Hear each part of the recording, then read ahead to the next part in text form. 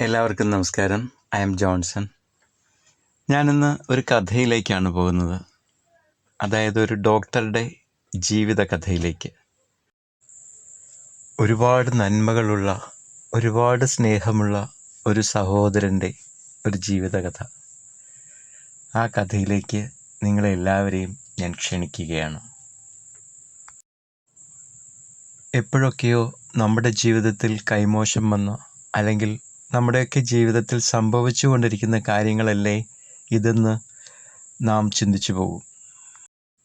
ഓരോ മനുഷ്യരും ആഗ്രഹിച്ചു പോകുന്ന ചില ജീവിത കാഴ്ചകളിലേക്കാണ് ഈ കഥ നമ്മളെ കൊണ്ടുപോകുന്നത്.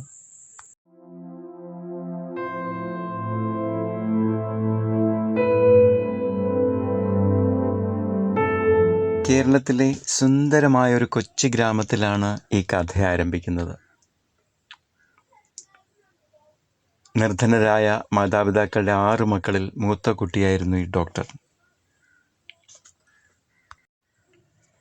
വളരെയേറെ കഷ്ടതകൾ നിറഞ്ഞതായിരുന്നു അവൻ്റെ കുട്ടിക്കാലം.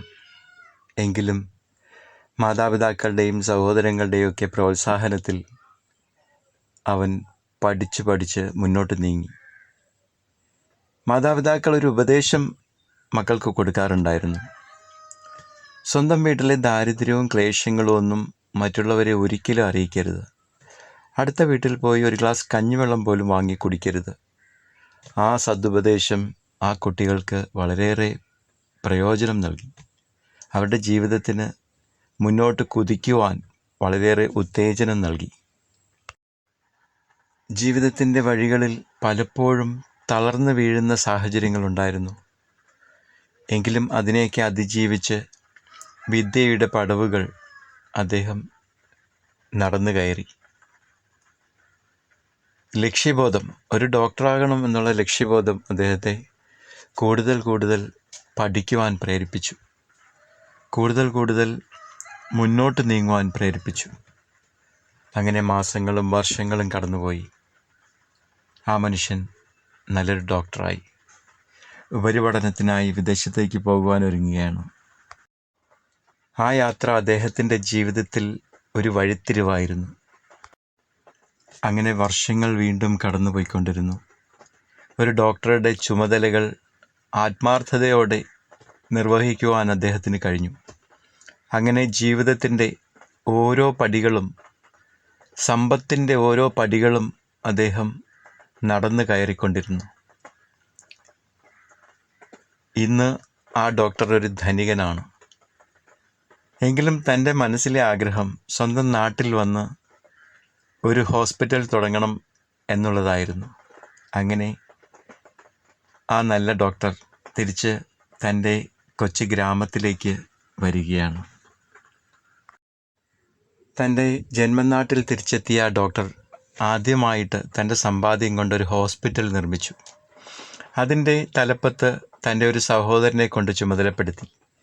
അദ്ദേഹത്തിന് ഇഷ്ടമുള്ള ശമ്പളം എഴുതിയെടുക്കുവാനുള്ള അവസരവും നൽകി.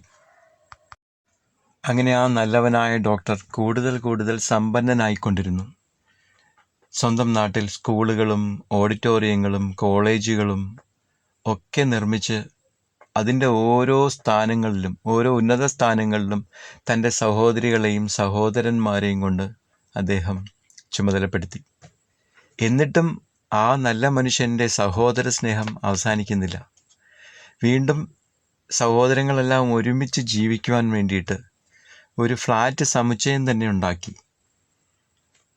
ആ ഫ്ലാറ്റ് സമുച്ചയത്തിൽ എല്ലാ സഹോദരങ്ങൾക്കും ഓരോ ഫ്ലാറ്റ് അദ്ദേഹം നിർമ്മിച്ചു നൽകി.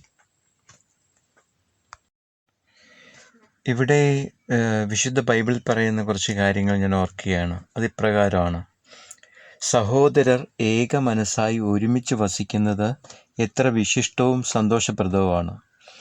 അഹറോൻ്റെ തലയിൽ നിന്ന് താടിയിലേക്കിറങ്ങി അങ്കിയുടെ കഴുത്തുപട്ടയിലൂടെ ഒഴുകുന്ന അമൂല്യമായ അഭിഷേക തൈലം പോലെയാണത്. സിയോൻ പർവ്വതങ്ങളിൽ പൊഴിയുന്ന ഹെർമോൻ തുഷാരം പോലെയാണത്. അവിടെയാണ് ദൈവം തൻ്റെ അനന്തമായ ജീവനും അനുഗ്രഹവും പ്രദാനം ചെയ്യുന്നത്. ഈ മനുഷ്യനെക്കുറിച്ച് എനിക്ക് പറയാൻ കഴിയുന്ന ഒരു വാക്യം ഇതാണ്: ദൈവത്തിൻ്റെ മനസ്സറിയുന്ന യഥാർത്ഥ മനുഷ്യൻ, അല്ലെങ്കിൽ ഒരു യഥാർത്ഥ സഹോദരൻ. എന്നിട്ടും അവസാനിക്കുന്നില്ല ഈ നല്ല മനുഷ്യൻ്റെ പ്രവൃത്തികൾ. എല്ലാ വൈകുന്നേരങ്ങളിലും എല്ലാ സഹോദരങ്ങളും തൻ്റെ ഫ്ലാറ്റിൽ ഒരുമിച്ച് കൂടണമെന്നും ഒരുമിച്ചിരുന്ന് വിശേഷങ്ങളൊക്കെ പറയണമെന്നും ദുഃഖങ്ങളും സന്തോഷങ്ങളും ഒക്കെ പങ്കിടണമെന്നും അദ്ദേഹം ആഗ്രഹിക്കാറുണ്ട്. അങ്ങനെ സംഭവിക്കാറുണ്ട്. എത്ര വിശിഷ്ടമായ കാര്യങ്ങളാണ്! ഒരിക്കലും നമുക്കൊന്നും വിശ്വസിക്കാൻ പറ്റാത്ത കാര്യങ്ങളാണ് ഇതൊക്കെ. എല്ലാ മനുഷ്യരുടെയും ജീവിതത്തിൽ സംഭവിക്കണം എന്ന് ഞാൻ ആഗ്രഹിക്കുന്നു.